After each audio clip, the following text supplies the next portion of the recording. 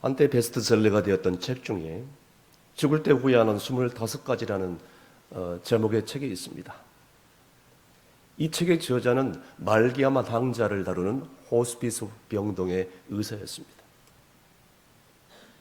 사람들이 이제 말기암으로 죽을 때 이 환자들을 지켜보는 과정에서 이 의사가 발견한 것이 있었습니다.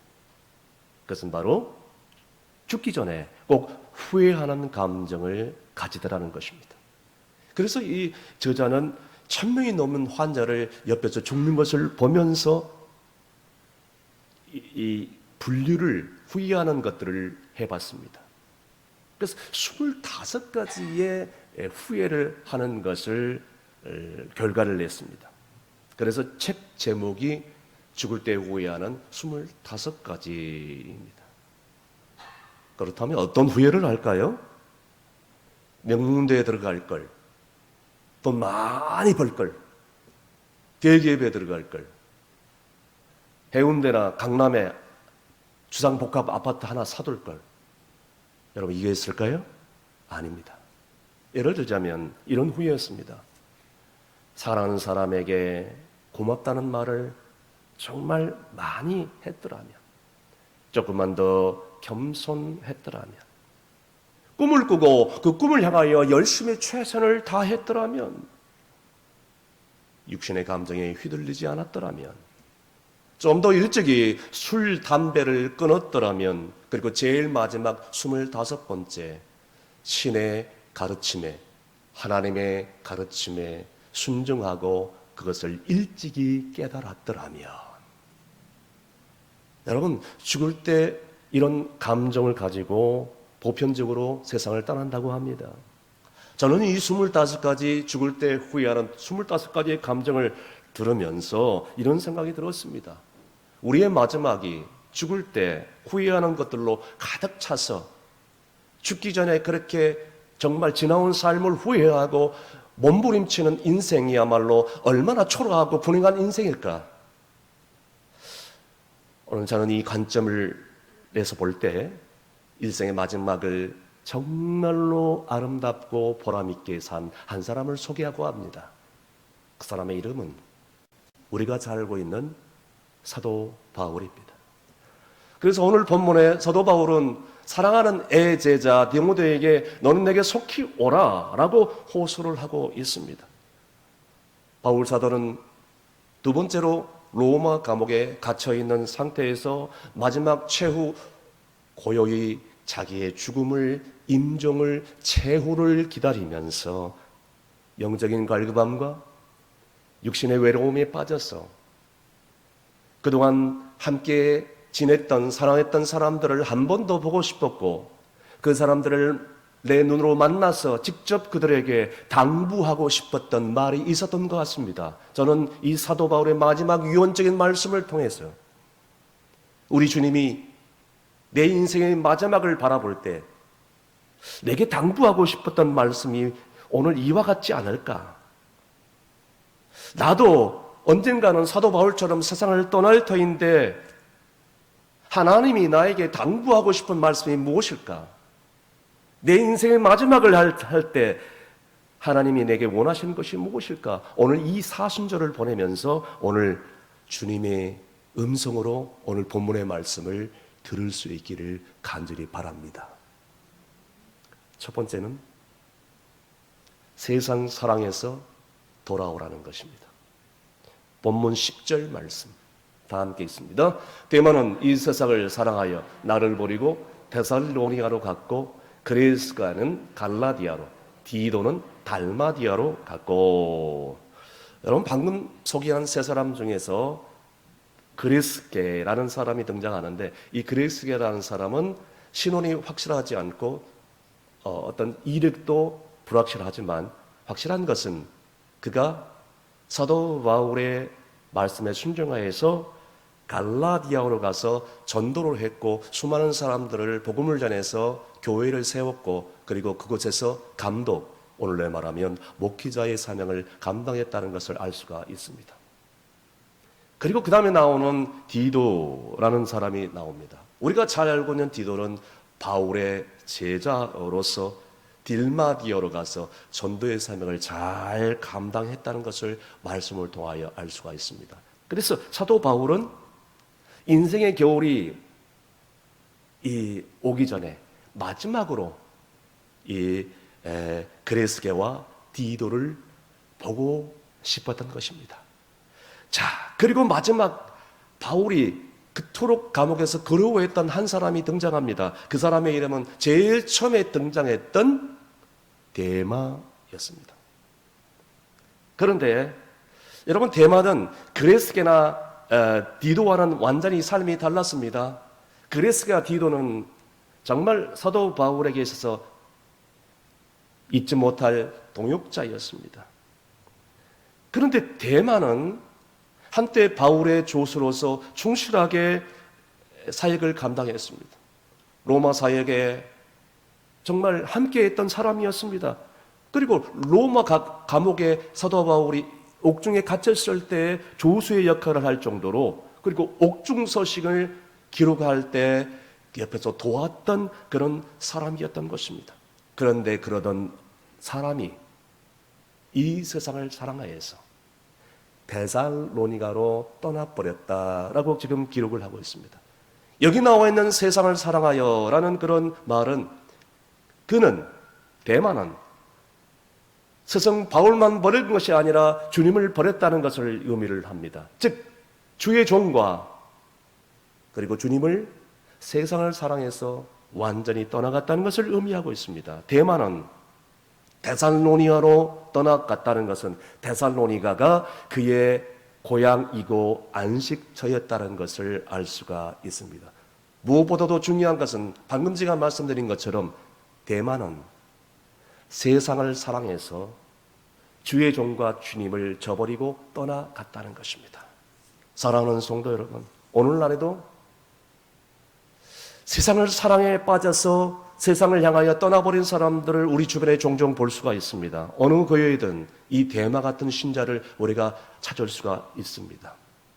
처음에는 뜨거움이 있고, 처음에는 열정이 있고, 처음에는 간절함이 있고 갈급함이 있습니다. 그러나 시간이 흐르면 흐를수록 차츰 그 열정은 식어지고 갈급함은 떨어지고 영적인 감각이 둔해짐으로 말미암아 하나님 말씀이 들려줘도 식상하게 들려지고, 그리고 주님과의 첫사랑을 떠나버리고 교회는 다니지만 이름뿐인 명목상의 신자에 불과할 뿐입니다. 그러다가 마침내 세상을 사랑하니 좋은 세상, 내게 주는 기쁨, 내게 주시는 희락, 이런 것들을 즐기기 위해서 마침내 세상을 사랑해서 주님을 배반하고 주님을 떠나버리는 데마의 후손들이 있음을 보게 됩니다. 여러분들은 어떻습니까? 그래서 요한 1서 2장 15절에서 17절에 이와 같은 말씀을 보여주고 있습니다. 요한 1서 5장 15절 말씀 먼저 읽도록 하겠습니다. 이 세상이나 세상에 있는 것들을 사랑하지 말라. 누구든지 세상을 사랑하면 아버지의 사랑이 그 안에 있지 아니하니. 아멘. 세상 사랑이 우리 하나님 아버지와 예수 그리스도에 대한 사랑에 대해서 점점 멀게 한다는 말씀이라고 볼 수가 있겠습니다. 계속해서 16절에 이렇게 증가하고 있습니다. 다 함께 읽습니다. 이는 세상에 있는 모든 것이 육신의 정욕과 안목의 정욕과 이생의 자랑이니 다 아버지께로부터 온 것이 아니요 세상으로부터 온 것이라. 아멘. 여러분, 그럼에도 불구하고 우리가 진정 그리스도인이라면 처음 사랑 지켜서 끝까지 그 사랑을 지키고 그 사랑이 변질되지 않아야 돼요. 때로는 예수 믿는 것 때문에 그리스도인으로서 고난을 받고 손해를 본다 할지라도 우리의 사랑은 세상이 아니라 하나님을 향하여, 주님을 향하여, 말씀을 향하여 있어야 된다는 것을 잊지 마시길 바랍니다. 그렇다면 어떻게 하면 우리가 육신의 정욕과 안목의 정욕과 이생의 자랑을 버리고 오직 하나님께만, 주님께라만 향할 수 있을까요? 요한 1서 저자는 계속해서 그 핵심을 17절에 짚어주고 있습니다. 17절 다 함께 읽습니다. 이 세상도 그 정욕도 지나가되 오직 하나님의 뜻을 행하는 자는 영원히 거하느니라. 아멘. 여러분, 이 세상도 지나갑니다. 정욕도 지나갑니다. 부와 영광 다 지나갑니다. 욕심도 지나갑니다. 그러나 지나가지 않는 것이 딱 하나 있습니다. 그것은 바로 하나님의 말씀인 줄로 믿습니다. 그러니까 다 지나가지만 하나님의 뜻을 행하고 하나님 말씀대로 사는 자는 영원히 구할 수밖에 없다는 것입니다. 저는 여러분들이 하나님의 뜻 안에 거하는 자가 되기를 주의 이름으로 축원합니다. 그렇게 하기 위해서는 어떻게 해야 될까요? 내가 날마다 죽어지는 방법밖에 없습니다. 해마다 겨울철 되면 김장을 합니다. 저는 김치를 너무너무 좋아합니다.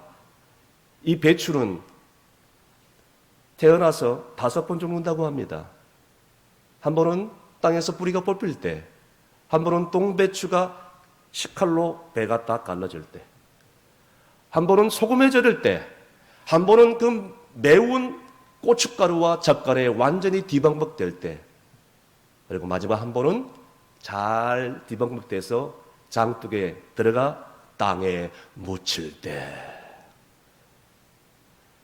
여러분, 배추가 우리에게 좋은 음식인데, 발효 음식인데, 죽으면 죽을수록 정말 맛난 그런 이 음식이 된 것처럼, 여러분, 우리가 이제는 주의 십자가 앞에서 죽어져야 한다는 것입니다.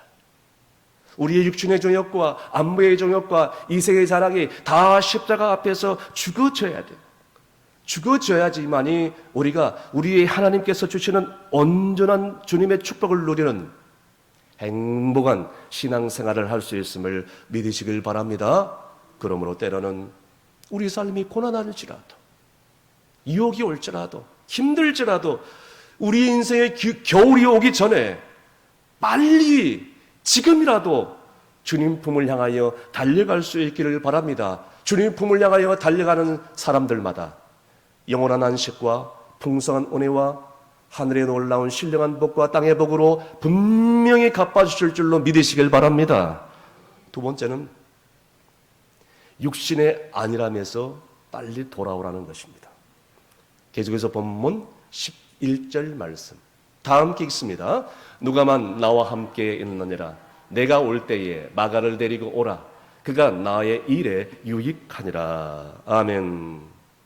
여러분, 바울 사도가 감옥에 갇혀 있을 때 방금 읽은 말씀대로 누구만 같이 있다고 그랬습니까? 누가만 같이 있다고 했습니다. 누가는 누구일까요? 누가복음과 사도행전을 기록한 저자입니다. 그리고 그의 신분은 의사였습니다. 사도 바울이 가는 곳곳마다 함께 따라다녔던 사람 중에 한 사람입니다. 누가는 바울 사도의 그림자처럼 따라다녔던 애제자였습니다. 선교 사역의 동역자였을 뿐만 아니라 바울 사도의 개인적인 육신의 건강을 담당하는 주치 의사였다는 것을 알 수가 있습니다. 뿐만 아니라 제2차, 제3차 선교 전도 여행을 하면서 함께 바울 사도와 동행했던 그런 사람으로서 마지막 바울 사도가 로마로 올라가는 길도 수행을 했었고, 그뿐만 아니라 로마 감옥에 있다가 결국 최후의 순간을 맞이하는 그 순간에도 누가는 함께 있었다라는 것을 알 수가 있습니다. 그런데 여러분, 마가는 어떻습니까? 여러분이 알다시피 마가는 마가복음의 저자입니다. 마가는 여러분 예루살렘 초대교회의 그 마가 다락방에서 나왔던 그 초대 신앙의 그 아들입니다. 그러니까 예루살렘 초대교회의 신앙의 부흥의 원동력은 마가의 어머니였습니다. 그럴 정도로 신앙이 좋은 가정에서 마가는 성장했다는 것을 우리는 사도행전 2장, 3장을 통해서 우리는 잘 알 수가 있습니다. 이처럼 그런 좋은 신앙의 가문에서 태어나서 신앙생활을 해왔는데 그의 인생의 기술을 돌아보면서 몇 번의 치명적인 그런 신앙의 실수가 있었고 굴곡이 있었다는 것을 알 수가 있습니다. 마가는 아까도 말씀드린 것처럼 마가복음의 기록자인데 그가 친히 자기 신분을 감춘 채 이런 말씀을 기록했습니다. 마가복음 14장 51절에서 52절까지 다 함께 읽습니다. 한 청년이 벗은 몸에 배 혼니부를 두르고 예수를 따라가다가 무리에게 잡힘에 배 혼니부를 버리고 벗은 몸으로 도망하니라. 아멘. 전설에 들려오는 얘기에 의하면 바로 이 사람이 마가였다라는 것을 알 수가 있습니다. 그러니까 본인이 마가가 이 마가복음을 쓰면서 바로 이 청년이 자신이었다는 것을 지금 암암리에 포함시켜서 고백을 하고 있습니다. 여러분, 더 큰 실수는 뭐냐? 바울 사도가 제1차 선교 여행 중에서 이제 정말 사도는 정말 죽기를 각오하고 선교 사역을 감당하는데 이 마가는 너무너무 힘들다고 그냥 예루살렘으로 돌아가 버린 적이 있습니다. 그것이 사도행전 13장에 기록되어 있습니다. 그래서 여행 때 바울이 마가를 데려가는 그 문제 때문에 그토록 사이가 좋았던 동역자 바나바와 다투게 됩니다. 그리고 바나바와 결별을 하게 되죠. 이 마가라는 사람은 끄떡만 하면은 육신의 안일함을 위해서 자기가 조금만 피곤하면 자기 기준에 안 맞으면 결국에는 바울 사도를 쉽게 떠나버렸던 사람입니다. 이랬던 마가였습니다. 그러나 이 마가가 시간이 지난 다음에 그렇게 자기가 청년의 시기를 그렇게 보냈던 것을 심히 후회하고 회개하고 돌이켜서 잘못을 회개하고 바울과 함께 다시 복음을 전하게 됩니다. 결국 로마 감옥에 함께 갇히는 일도 있었죠. 그리고 홀로 바울 사도는 로마 감옥에 있고 이 마가는 소아시아를 돌면서 복음 사역을 감당했던 적도 있습니다. 그런데 말년에 바울 사도가 임종 직전에 이 마가를 한때 청년의 시기에 육신의 아내만을 쫓아서 자기의 편안함을 쫓아서 이기적인 욕망에 사로잡혀서 살았던 이 마가를 죽기 전에 보고 싶었던 것입니다. 그래서 디모데야, 너 올 때 마가를 꼭 손잡고 데려오라라고 얘기를 하고 있습니다. 사랑하는 성도 여러분, 오늘날 우리가 이 믿음으로 산다 하면서도 때로는 이 마가처럼 나의 육신의 안일함과 나의 육신의 편안함을 위해서 내 이기적인 삶을 위해서 주님을 떠나보낸 적이 있습니까? 주의 종을 힘들게 한 적이 있습니까? 자기의 삶을 진지하게 오늘 하나님 말씀을 통하여 진단해 보시길 바랍니다. 오늘 가까이 있는 내 가족들, 이웃들, 그리고 주변에 있는 모든 사람들에게조차도 이 핑계 저 핑계 대면서 몸을 사리면서 주님은 이런 일을 하라고 명령하는데, 주님은 오늘도 이런 일을 하라고 말씀하시는데 헌신하지 않으려고, 충성하지 않으려고 몸을 도사리고 열정을 다 쏟아붓지 않은 때가 있었는지, 그래서 주변 사람들에게 감동을 주지 못한 때가 있었는지 한번 자기의 삶을 진단해 볼 수 있기를 바랍니다. 몇 년 전에 제가 어느 시내 식당에 함께 사람들과 식사를 하러 간 적이 있었습니다. 식사를 하는 중에 옆방에서 너무 시끄럽게 떠드는 거예요.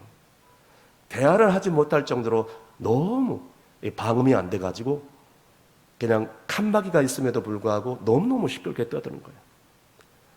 제가 잠다 못해 식당 직원을 불렀습니다. 옆방에 너무 시끄러우니까 좀 조용히 해달라고, 좀 전해달라고. 그 얘기를 들었던 식당 직원이 저에게 이런 말을 했습니다. 손님, 말도 마십시오. 교회 다니는 사람들인 것 같은데 원래 시끄럽고 제가 뭘 얘기를 해도 듣지 않을 겁니다. 그냥 무시해 버리십시오. 순간적으로 저는 얼굴이 홍나무처럼 빨개졌습니다. 어쩌면 그리스도인들이 이렇게 시끄럽고 무리한 사람이 될 수밖에 없었는가? 우리끼리 기분 좋고 우리끼리 행복하고 우리끼리 잘 살고 우리끼리 분위기 좋으면 정말 아무 일도 없다면 좋다는 식으로 그렇게 살아가는 이 나쁜 습관을 그저 당연한 것으로 받아들이고 살고 있지는 않은지. 여러분, 오늘 나의 교회 안팎의 삶은 어떤지 스스로 한번 생각해 보시길 바랍니다. 덕스러운 나의 신앙의 성품, 이것이 뒷받침되지 않으면 오히려 우리 주변의 사람들을 피곤하게 만들고 예수의 그 피 묻은 복음이 훼손될 수 있다는 사실을 우리는 잊지 말아야 됩니다. 결국에는 이로 말미암아 하나님의 영광을 다 가려버리고 교회는 불신자들로부터 비난을 받을 수밖에 없다는 사실을 잊지 말아야 될 것입니다. 그래서 바울 사도는 고린도 후서 2장 14절 말씀에 이런 말씀을 해 주었습니다. 다 함께 읽습니다. 그리스도 안에서 이기게 하시고 우리로 말미암아 각처에서 그리스도를 아는 냄새를 나타내시는 하나님께 감사하노라. 아멘. 여러분, 예수 믿는 사람들에게 있어서 가장 중요한 것은 냄새라고 생각합니다. 향기. 길거리 가면 예수 천당 불신 지옥 하고 큰소리 치는 사람들이 있습니다. 여러분, 그렇게 큰소리 친다고 해서 그리스도인이 될 수가 없을 것입니다. 진정으로 그리스도인이 된다는 것은 내 삶에서 냄새가 그리스도인다운 향기가 풍겨져 나와야 된다는 사실입니다. 그래서 그래, 정말 예수 믿는 사람은 뭐가 달라? 나도 저런 사람의 신앙을 본받고 싶어. 야, 정말 나도 예수 믿고 저 사람들처럼 정말 풍성한 축복된 삶을 살기를 원합니다. 저 사람들은 정말 예의 바르고 친절하고 정직해. 역시 예수 믿는 사람들은 달라. 여러분, 이러한 감동, 이러한 향기를 바라야 되지 않겠습니까? 사랑하는 성도 여러분, 우리가 잊지 말아야 될 것이 있습니다.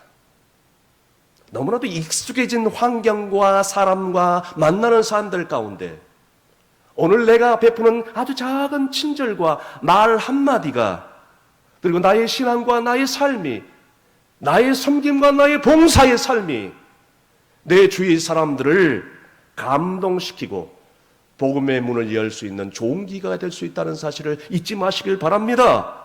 그래서 무례하고 시끄럽고 불편한 이웃이 아니라 정말로 친절하고 예의 바르고 정말 정직한 그리스도인들이 다 되시기를 간절히 바랍니다. 마지막으로 주일에 동참하기 위해서 돌아오라고 말씀하고 있습니다. 본문 13절 말씀 다 함께 읽습니다. 내가 올 때에 내가 두로와 가보의 집에 둔 겉옷을 가지고 오고 또 책은 특별히 가죽 종이에 쓴 것을 가지고 오라. 아멘. 계속해서 사도 바울은 디모데에게 이렇게 겉옷과 가죽 종이에 쓴 책을 가지러 얘기합니다. 여러분, 겉옷은 추위를 면하기 위해서이고, 그리고 가죽으로 싼 책은 두루마기 성경을 의미할 것입니다. 로마 감옥은 너무나도 추운 그런 곳이었습니다. 그냥 지하 감옥이라서 추운 냉기가 뼛속까지 스며들 정도로 엄청난 그런 추위가 있었던 것입니다. 축축한 습기와 그리고 밤낮으로 들려오는 간수들의 그 날카로운 외침과 부르짖음, 죽음을 앞두고 있는 이 사도 바울에게 있어서 그 감옥 자체는 그저 죽음의 그림자이고 그리고 칙칙한 어둠의 기운만이 감돌 뿐이었습니다. 그래서 바울은 디모데에게 글을 쓰면서 이 가죽옷과 그 다음에 두루마기 성경 가죽 책을 가져오라고 얘기를 하고 있는 것입니다. 그때가 바울이 겨울을 바로 앞두고 있는 시기였다는 것을 알 수가 있습니다. 결국 디모데는 바울 사도의 명을 따라서 자기가 목회하고 있는 에베소에서 저 멀리 그 먼 거리를 마다하지 않고 두로아까지 가서 그 집에 있는 가죽옷과 그리고 두루마리 성경책을 가지고 감옥으로 찾아옵니다. 여러분, 디모데는 바로 이런 사람이었습니다. 끝까지 바울 사도를 위해서 정말로 최선을 다해 데마처럼 육신의 편안함을 위해서 세상을 향하여 떠나가지 않았습니다. 여러분, 디모데는 비록 약한 사람이었으나 그가 회심하고 바울 사도의 가르침을 받고 마지막까지 바울을 도우며 그의 사역을 동참했던 사람이었던 것입니다. 사랑하는 성도 여러분, 여러분들은 인생의 겨울을 어떻게 맞이하렵니까? 오늘 바울의 유언적인 말씀을 통하여 우리는 진리를 깨달아야 됩니다. 어떤 진리요? 모든 것이 마지막 때가 있다는 진리. 할렐루야. 그래서 전도서 3장 1절 말씀에 이런 말씀을 기록하고 있습니다. 다 함께 읽습니다. 범사에 기한이 있고 차나 만사에 다 때가 있나니. 아멘. 여러분, 모든 인생에 때가 있다는 것입니다. 내가 열심히 일할 때가 있고, 내가 열심히 일하고 싶지만 육신의 연약함 때문에, 육신의 쇠함 때문에 일하고 싶어도 일하지 못할 때가 온다는 것입니다. 그때가 점점 다가오고 있다는 것입니다. 그것이 바로 우리의 인생의 겨울이라는 것입니다. 여러분, 겨울은 아무것도 할 수가 없습니다. 왜요? 하고 싶어도 육신이 말을 듣지 않습니다. 여러분, 우리 인생의 겨울이 오기 전에 꼭 해야 될 일을 하는 사람이 지혜로운 사람인 줄로 믿으신 분들은 큰소리로 아멘 하시길 바랍니다. 한국요리의 창업주 최태섭 장로님 이야기입니다. 이 해방 전에 만주에 올라가서 사업을 했는데요, 어느 날 그 지방 공산당원들이 인민재판을 열었습니다. 그러니까 기업체 사장, 부자는 다 운동장에 모은 것입니다. 그리고 그 기업체 사장과 그 부자 밑에서 종로로 직원 노릇을 했던 모든 주변의 사람들이 운동장에 몰려들기 시작했습니다. 그 사람들은 전부 다 공산당원이었죠. 그 사람들이 둘러싸인 상태에서 드디어 인민재판이 시작되었습니다. 현장의 분위기는 살벌했습니다. 죽느냐 사느냐의 문제이죠. 그래서 어느 한 사람이, 이 사람 어떤 사람이요?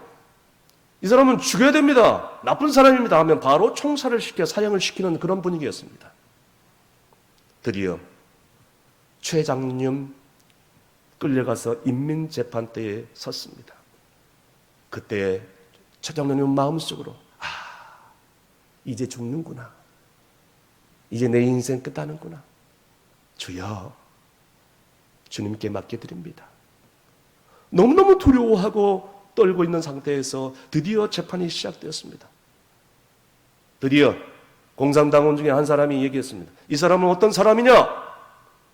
자, 그 질문을 하는 순간 그토록 성난 군중들이 마침내 조용히 침묵을 하는 것이었습니다.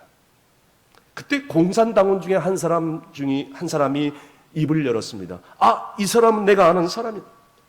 이 사람은 우리 집 형편이 어려울 때 우리 자식들을 병원에 보내주고 학교에 보내줬던 사람입니다. 나를 도와줬던 사람입니다. 그러니 이분은 살려줘야 되는 것이 맞습니다.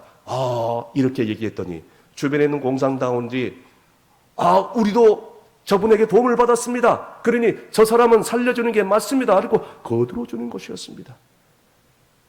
최 장로님은 생사를 오고 가는 그 기로에서 인민재판에서 죽음 가운데서 다시 돌아와 기적적으로 살아나게 될 줄로 믿습니다. 할렐루야. 해방했고 그 다음에 최 장로님이 만주에서 대한민국으로 내려왔어. 그리고 회사를 차렸습니다. 그것이 바로 한국유리라는 그런 회사였습니다.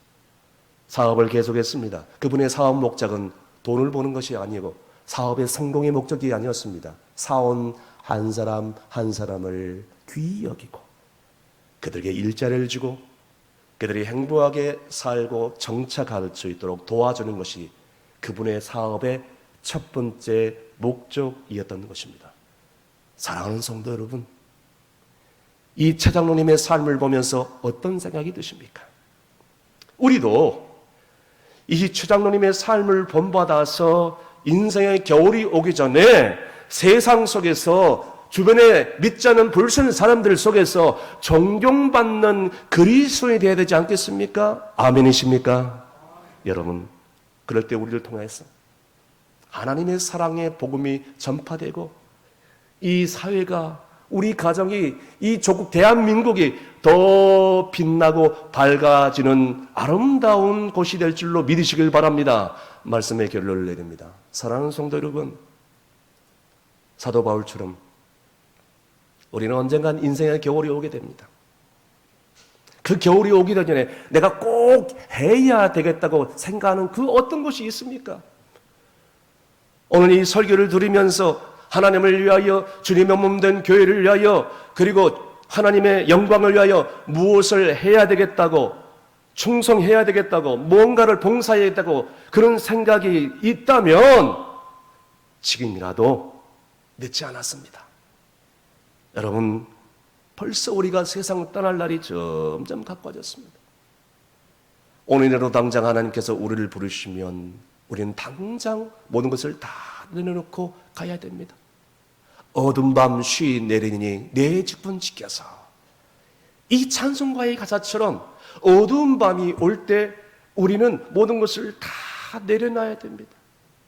우리 인생의 겨울이 오기 전에 내가 정말로 하나님께 바라보지 못한 것, 주변 사람들에게 바라보지 못한 것, 내가 섬기는 교회에 바라보지 못한 것, 이 지역사회에, 이 사회에 바라보지 못한 것 깨닫고 지금이라도 할 수 있고, 지금이라도 회개하고, 지금이라도 실천할 수 있기를 바랍니다. 그러므로 겨울이 오기 전에, 인생의 황혼이 오기 전에, 그리고 또 이제는 내 몸이 탁 쇠야해서 아무것도 할 수 없다고 고백하기 전에 일하라, 충성을 다하라 하는 주님의 음성을 들을 수 있기를 바랍니다. 여러분, 우리는 천년만년 이 땅에 살 것이 아닙니다. 내일에도 당장 부르면 이제는 달려가야 됩니다. 예전라도 자신의 부족함과 약함을 철저하게 주님 앞에 회개하고 토로하면서 겸손히 주님 앞에 엎드려서 자기에게 맡겨준 아주 작은 일이라도 충성된 종이 되시기를 바랍니다. 우리의 인생의 겨울이 오기 전에 지금 당장 주님을 향하여 달려가시는 여러분이 되시기를 주님으로 축원합니다. 기도하시겠습니다. 겨울이 오기 전에 내게 속히 오라고 말씀하시는 하나님 아버지, 지금까지 살아오면서 세상 사랑에 빠져 있었고, 육신의 안일함 가운데 있었고, 주의 일에 동참하지 못했었고, 그렇게 살아왔다면 이 시간은 고백하오니 주여 용서하여 주시옵소서. 주님을 사랑하는 수고, 주의 복음을 전하다가 당하는 어려움, 주의 몸된 교회의 복을 위하여 수고하고 애쓰는 모든 삶 시간들, 주변에는 불신 가족들과 형제 자매를 구원하고자 흘린 사랑의 눈물, 수고, 희생, 우리 주님은 다 기억하고 계실 줄로 믿습니다. 하나님, 인생의 겨울이 오기 전에 주님 앞에 섰을 때를 생각하면서 지금 오래 참고 일할 때 일하게 하여 주시옵소서. 오늘 우리 예배에 참석하는 모두가 대마처럼 세상을 향하여 달려가지 않게 하여 주시고, 하나님, 우리의 일생뿐만 아니라 우리의 자손들까지 하나님의 복을 누리며 하나님 나라를 위하여 귀하게 쓰임받는 복된 인생이 될 줄로 믿사오며 예수님의 이름으로 기도함나이다. 아멘.